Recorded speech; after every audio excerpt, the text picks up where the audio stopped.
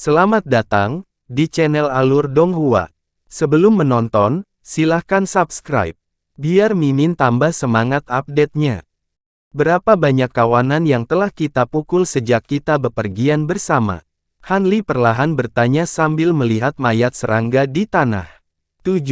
Meskipun kami telah menemukan banyak kawanan semut, kami belum menemukan yang 10.000. Berdiri di samping Han Li, Yuan Yao dengan patuh menjawab. Mereka sudah bepergian bersama selama setengah hari.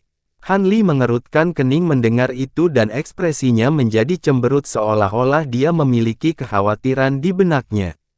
Setelah beberapa pemikiran, dia menyapu lengannya ke arah kumbang pemakan emasnya yang telah selesai memakan mayat.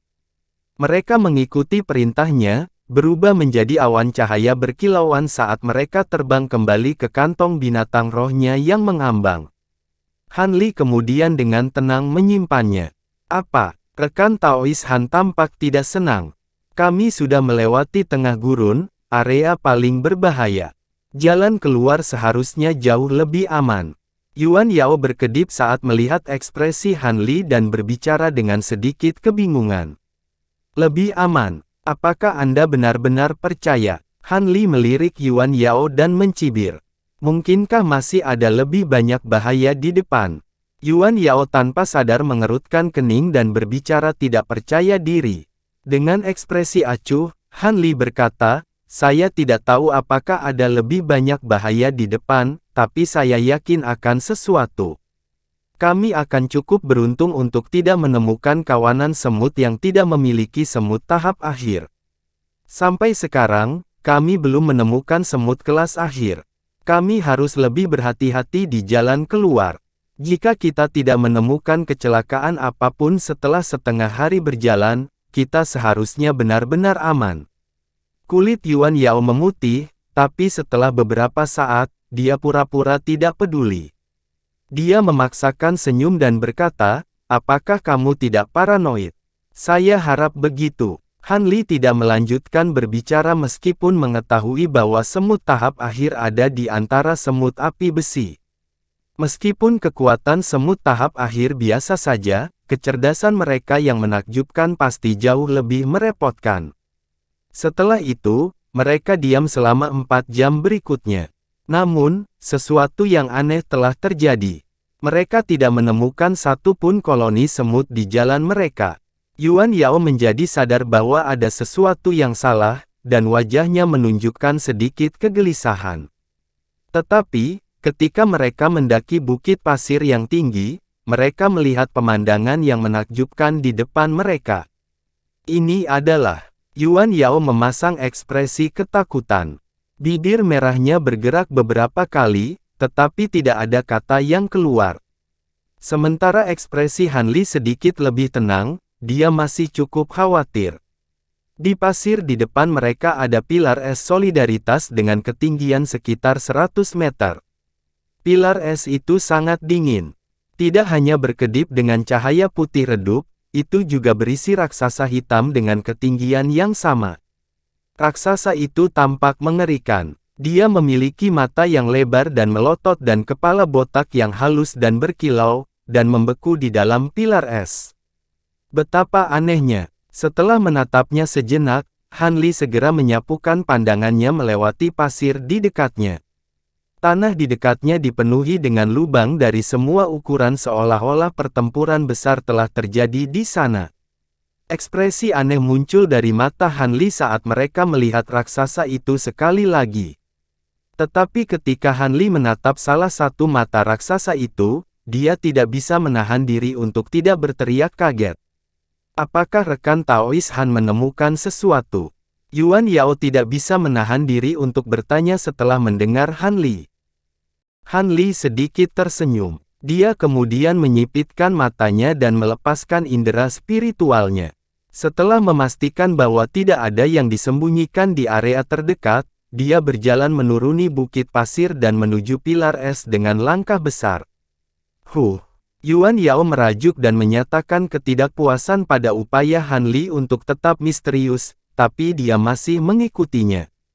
Lagi pula, dia harus menyia-nyiakan kekuatan sihir untuk menahan suhu tinggi jika dia meninggalkan jangkauan mutiara es glasial Hanli. Semut bersayap. Ketika Hanli tiba sekitar 40 meter dari pilar es, Yuan Yao berbicara dengan heran.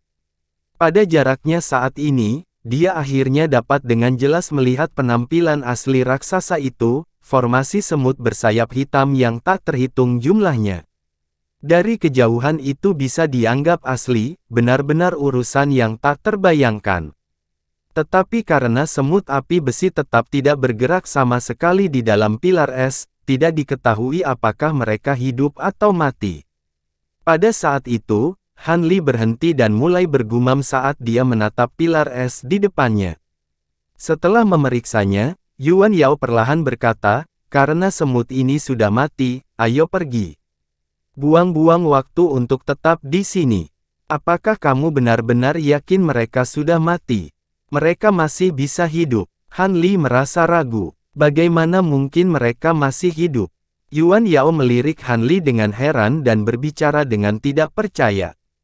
The Myriad Guides of Enlightenment memiliki harta karun kuno bernama cermin kuning. Apakah Anda tidak mendengarnya? Selama harta itu mencerminkan sesuatu yang hidup, mereka akan tumbuh diam dari teror dan terperangkap dalam pilar kristal es. Setelah beberapa hari, pilar es kristal akhirnya akan menghilang. Aku belum pernah mendengarnya sebelumnya. Jawaban jujur Hanli membuat wanita itu terbelalak dan agak terdiam. Hanli mengitari pilar es besar beberapa kali sebelum berbicara dengan ekspresi termenung. Menurut apa yang Anda katakan, serangga ini dibuang oleh Wan Tianming. Jika bukan dia, lalu siapa? Apa yang kamu pikirkan? Terlepas dari waktu itu sendiri, es kristal ini tidak dapat dipecahkan oleh harta sihir biasa. Kalau tidak, cermin kuning mendalam tidak akan memiliki nama yang begitu terkenal. Yuan Yao melirik Hanli seolah dia telah menebak apa yang dia pikirkan dan tersenyum.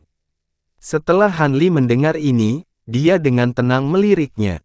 Dia kemudian menggerakkan tangannya di pinggangnya dan membuang semua kantong binatang rohnya. Awan besar kumbang pemakan emas kemudian tiba-tiba muncul di udara. Pergi. Hanli menunjuk ke pilar kristal es. Awan kumbang emas perak tiba-tiba turun ke atasnya dan menutupi puncak pilar dalam sekejap. Kamu masih berniat agar kumbangmu memakan sisa-sisa semut bersayap. Kumbangmu mungkin ganas, tapi mereka tidak bisa mengunyah. Kalimat Yuan Yao masih setengah selesai.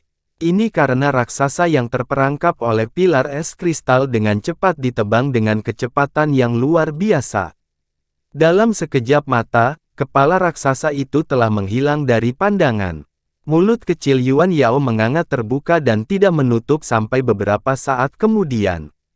Di bawah tatapan heran wanita itu, kumbang pemakan emas telah benar-benar melahap pilar besar es kristal di samping raksasa yang terperangkap di dalamnya.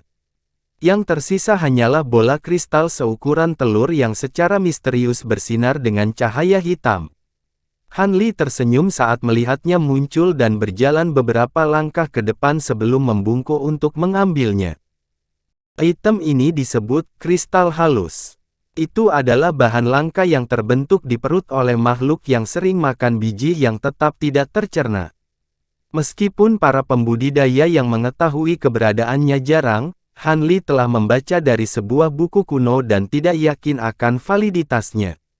Tetapi ketika dia melihat mutiara yang terkandung di dalam mata raksasa semut api besi, dia tiba-tiba teringat akan hal ini dan hatinya mulai bergejolak.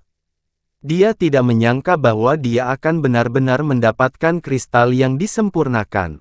Itu adalah bahan tambahan puncak untuk memperkuat alat sulap. Selama bahan ini digabungkan dengan harta ajaib, tidak hanya kekuatannya akan meningkat, tetapi ketahanan tubuh harta ajaib itu akan segera menguat ke titik ketidakpercayaan. Setelah titik itu, akan sulit membayangkan apapun yang bisa mematahkannya. Juga tidak diketahui apakah Wan Tianming tidak mengetahui tentang item ini atau mengabaikannya karena kelalaian. Either way, itu menguntungkan Hanli. Selama dia meluangkan waktu untuk memperbaikinya menjadi pedang penghangat awan bambu, kekuatan mereka pasti akan meningkat ke level lain. Sementara Yuan Yao tidak tahu tentang kristal halus itu, dia tahu itu pasti barang bagus dari ekspresi bahagia Han Li. Namun, dia dengan bijaksana tetap diam tentang hal-hal yang tidak ada hubungannya dengan dia. Keduanya melanjutkan perjalanan mereka dalam diam. Di aula batu yang sangat kasar dengan luas sekitar 200 meter dan tinggi sekitar 30 meter adalah formasi transportasi. Terlepas dari formasi transportasi di tengah, masing-masing dinding memiliki gerbang batu besar setinggi sekitar 10 meter. Saat ini, masing-masing gerbang disegel.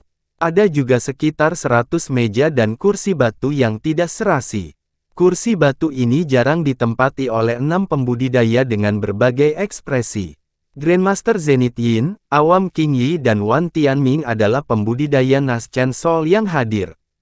Para pembudidaya lainnya adalah pembudidaya formasi inti yang terlambat, tidak ada yang bisa dianggap lemah. Masing-masing ekspresi mereka cemberut, dan mereka tidak tertarik untuk berbicara. Suasana aula batu sangat mencekik. Grandmaster Zenith Yin sangat mengerikan dengan kulit pucatnya. Dia menatap formasi transportasi saat matanya terus berkedip dengan kilatan yang tidak menyenangkan. Para pembudidaya ini adalah yang pertama mencapai ujung jalan es dan api. Sementara gurun hitam dan hutan es darah terbukti bukan ancaman bagi para pembudidaya Naschen Soul, para pembudidaya formasi inti yang terlambat sangat menderita untuk melarikan diri dari mereka. Adapun pembudidaya yang lebih lemah, peluang mereka suram. Hanya beberapa dari mereka yang berhasil sampai di sini sejauh ini. Zenith Yin dan Awam King Yi mengkhawatirkan nasib Han Li. Jika Han Li mati di jalan batu cair, laba-laba blojadenya akan binasa bersamanya. Zenith Yin, yang paling dirugikan, merasa sangat buruk, jauh lebih buruk daripada Awam King Yi. Meskipun Wan Tianming tampak tenang, dia telah menundukkan kepalanya dan diam-diam menatap tangannya yang lebar dan kurus dengan tatapan dingin. Ketiga pembudidaya jiwa yang baru lahir ini mengetahui perubahan aneh dari jalur es dan api. Mereka yakin bahwa perubahan ini ada hubungannya dengan para tetua Istana Bintang yang belum muncul, menyebabkan mereka semua mengatupkan gigi mereka dalam kebencian dan merasa sangat gentar. Apa maksud dari Istana Bintang? Mungkinkah mereka benar-benar ingin mempermalukan Tao yang benar dan iblis? Waktu perlahan berlalu di bawah atmosfer yang menyesakkan ini. Men Wuzi, Tian Wuxi, petani tua, Wu Chou, dan Bon Sage semuanya akhirnya tiba dari formasi transportasi dari Istana Batu. Orang-orang ini memiliki ekspresi yang menyedihkan atau menggertakkan gigi mereka dalam kemarahan yang membara. Mereka jelas-jelas mengutuk para tetua Istana Bintang karena menyebabkan perubahan ini. Sampai saat ini, hanya tinggal setengah hari lagi sebelum jalur es dan api ditutup. Ekspresi Zenith Yin awalnya melunak saat melihat Wu Chou muncul. Tetapi dengan Han Li yang masih hilang, wajahnya menjadi tidak sedap dipandang. Wu Chou mampu melewati jalur es dan api tanpa cedera karena dia beruntung telah diberi harta pelindung kuno sebelumnya. Zenith Yin tidak menyangka dia perlu memberi Han Li harta seperti itu untuk melindungi dirinya sendiri. Agaknya, King Yi dan Men Wuzi juga merasa menyesal atas hal ini. Bagaimanapun, King Yi dan Men Wuzi juga memiliki banyak harta kuno yang kuat. Seandainya mereka memberikan beberapa kepada Han Li, mereka tidak perlu khawatir tentang kelangsungan hidupnya. Dengan pemikiran itu, Zenith Yin dengan muram melirik lelaki tua itu dan Men Wuzi. Pria tua berjubah Konfusianisme saat ini sedang menatap formasi transportasi dengan ekspresi yang berfluktuasi, tampak sedang memikirkan sesuatu. Men Wuzi menatap atap aula dengan dagu bergerak sambil bergumam. Jelas bahwa dia juga sedang memikirkan sesuatu. Melihat ini, kemarahan Zenith Yin yang terpendam semakin kuat, tetapi hatinya segera menjadi tenang. Dia hanya harus menghadapi kenyataan dan mempertimbangkan langkahnya bergerak maju tanpa kumbang blojade. Pada saat itu, Bon Sage sedang duduk bersila di atas meja batu. Matanya setengah terbuka, tampak seperti sedang menyempurnakan Qi. Meskipun dia sedikit terkejut dengan ketidakhadiran Han Li, itu masuk akal. Menurut pandangannya, kekuatan sejati Han Li paling-paling adalah dari seorang pembudidaya formasi inti yang terlambat. Dia hanya memiliki peluang 50% untuk berhasil melewati transformasi aneh jalan es dan api. Tapi tanpa bantuan Han Li, dia takut dia tidak memiliki kekuatan untuk menghadapi Zenith Yin. Bon Sage menjadi tidak yakin apakah dia bisa mengambil tindakan di dalam aula surgawi. Mungkin dia akan mencari kesempatan lain dan meluangkan waktu untuk mempersiapkan diri dengan lebih baik, meningkatkan peluang keberhasilannya. Merasa tak berdaya, Bon Sage tidak bisa menahan diri untuk mengutuk para tetua Istana Bintang untuk waktu yang lama. Adapun Wan Tianming dan pembudidaya Dao benar lainnya, mereka juga memiliki perut penuh keluhan. Mereka tidak punya pilihan selain mengubah rencana awal mereka untuk menarik dukungan dari para pembudidaya formasi inti. Ketika berbagai sikap dan desain jahat muncul di antara mereka yang berada di dalam aula batu, dua tetua Istana Bintang berpakaian putih tiba-tiba muncul dalam formasi transportasi di tengah aula. Pada saat itu, semua orang menatap kedua pembudidaya dengan ekspresi mengancam. Pria berpakaian putih berwajah ramah mengabaikan tatapan dingin mereka dan menyapu pandangannya ke seberang ruangan.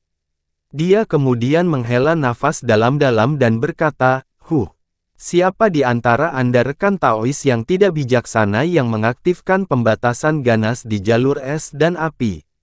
Anda membuat perubahan besar di ngarai. Kami berdua tidak dapat menemukan cara untuk membalikkan perubahan ini, mengakibatkan hilangnya banyak Taois dari dunia kultivasi.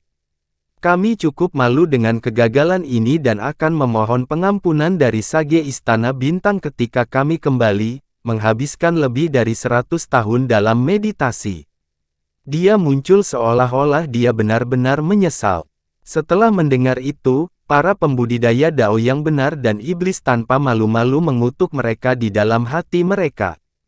Mereka berencana untuk menyingkirkan masalah itu dengan kata-kata sembrono seolah-olah perselingkuhan itu tidak ada hubungannya dengan mereka. Namun, apa yang terjadi selanjutnya adalah seperti yang mereka berdua duga. Meskipun orang-orang di istana dengan dingin memelototi mereka, tidak ada dari mereka yang mengambil inisiatif untuk menanyai mereka. Men Wuzi, Wan Tianming, dan eksentrik Nas Chen Sol lainnya dengan ganas melirik mereka beberapa kali, tetapi mereka akhirnya berbalik, masing-masing memikirkan urusan mereka sendiri. Sepertinya tidak ada yang berani memprovokasi Istana Bintang dengan mudah. Setelah dua sesepuh berambut putih saling melirik sambil tersenyum, mereka duduk di sudut dan memejamkan mata dalam meditasi. Meski masih banyak yang merasa belum menyerah, tidak ada yang mau berinisiatif bertindak. Pada saat berikutnya, dua orang muncul dengan kilatan cahaya putih dari formasi transportasi, Han Li dan Yuan Yao. Pada saat Zenith Yin melihat Han Li muncul, matanya menjadi cerah dan dia berteriak, Han Li. Dia kemudian melambaikan tangannya ke arah Han Li sambil tersenyum, membuatnya segera datang. Men Wuzi dan Awam King Yi juga mengungkapkan ekspresi kejutan yang menyenangkan. Setelah bertukar pandang satu sama lain, keduanya dengan belak-belakan berjalan ke sisi Zenith Yin. Han Li menghela nafas dalam pikirannya. Setelah mengucapkan beberapa patah kata kepada Yuan Yao, Han Li berjalan menuju Zenith Yin. Karena Han Li untungnya tahu bahwa para eksentrik iblis Dao ini membutuhkannya dalam perburuan harta karun, dia bisa tetap tenang. Selain itu, Han Li merasa sangat yakin setelah melihat Bon Sage ketika dia memasuki aula besar. Setelah Zenith Yin memanggil Han Li, dia dengan hangat menyambutnya dan mengambil peran sebagai master yang baik hati, menanyakan keadaan jalan batu cair. Han Li tidak menjelaskan terlalu jauh dan hanya memberikan deskripsi singkat dan samar untuk menjelaskan gerakannya. Dia mengerti bahwa Zenith Yin sebenarnya tidak peduli dengan masalah ini.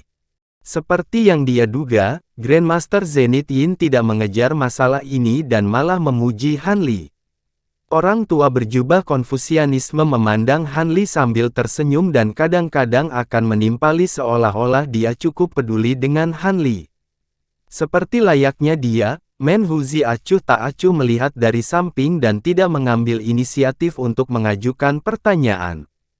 Namun, ketika Han Li mengembalikan mutiara es kepadanya, Menhuzi melambaikan tangannya dengan santai, menunjukkan bahwa dia memberikannya kepada Han Li. Tampaknya para eksentrik tua ini lebih menghargai Han Li sekarang karena dia selangkah lebih dekat untuk memasuki aula dalam, setelah bergegas melewati jalan es dan api. Namun, Wu Chou menatapnya dari samping dengan rasa permusuhan yang semakin meningkat, sesekali memperlihatkan kilatan jahat dari matanya. Zenith Yin sepertinya menyadari hal ini dan tiba-tiba menatap Wu Chou, menyampaikan beberapa patah kata padanya. Wu Chou tiba-tiba menundukkan kepalanya, dan ekspresinya kembali normal setelah dia mengangkat kepalanya lagi. Sementara Han Li berurusan dengan Zenith Yin dan eksentrik lainnya, dia memikirkan apakah dia harus menghubungi Bon Sage atau tidak. Tampaknya eksentrik tua tidak memiliki rencana konkret dalam pikiran. Mungkinkah mereka berencana untuk merespons berdasarkan bagaimana peristiwa akan terungkap? Saat Han Li memikirkan hal ini, saat-saat terakhir jalan es dan api telah berlalu. Formasi transportasi di tengah aula batu menghilang tanpa jejak. Hanya ada sekitar selusin orang di ruangan itu sebelum menghilang. Pada saat yang sama, dinding di sekitar mereka mulai bergemuruh. Pintu-pintu batu itu kemudian terbuka dengan sendirinya untuk memperlihatkan lorong-lorong batu kapur yang panjang dan sempit. 3 dari 4 lorong ini mengarah ke paviliun, masing-masing secara terpisah menyimpan harta kuno, pil obat, dan seni kultivasi yang ditinggalkan oleh para pembudidaya kuno. Namun, semua item tersebut disegel dan setiap orang hanya dapat memilih satu item. Setelah item dipilih, orang tersebut akan langsung teleport ke trial berikutnya, batas ilusi fantastis. Adapun bagian terakhir, itu akan segera memindahkan mereka ke percobaan berikutnya. Siapapun yang menempuh jalan itu hanya dapat menerima nasib buruk mereka karena telah melewati cobaan sebelumnya tanpa imbalan. Pembatasan di sini agak aneh. Bagian mereka menyebabkan perubahan dengan setiap kejadian.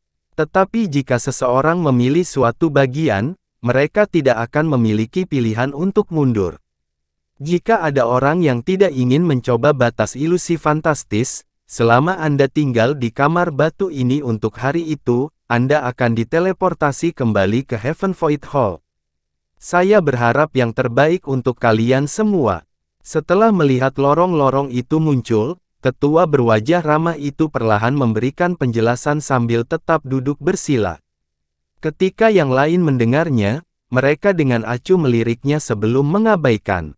Ketika tetua Istana Bintang melihat ini, dia tampaknya tidak peduli dan menutup matanya sambil tersenyum. Terima kasih sudah menonton, sampai jumpa di episode selanjutnya. Jangan lupa subscribe, like, dan nyalakan loncengnya. Sampai jumpa.